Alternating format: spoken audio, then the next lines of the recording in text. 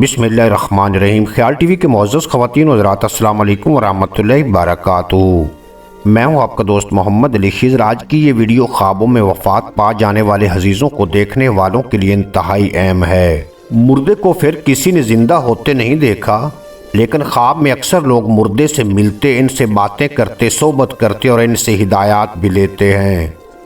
اکثر لوگ نیند سے بیدار ہونے کے بعد اپنا خواب حیران اور پریشان ہو کر بتاتے ہیں کہ آج انہوں نے ایک مردہ انسان سے ملاقات کی ہے۔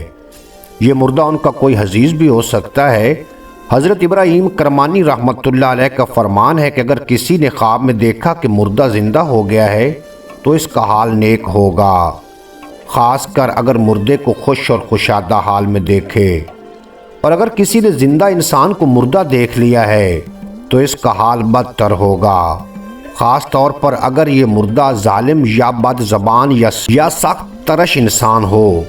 اگر کوئی خواب میں اپنے مردہ والد کو اس طرح دیکھ لے کہ وہ خوش دکھائی دے رہے تھے اور پاکیزہ لباس پہنے ہوئے تھے تو ایسے فرد کو دولت ملنے کا امکان ہوگا یا نیکی کا کوئی بڑا کام کرے گا۔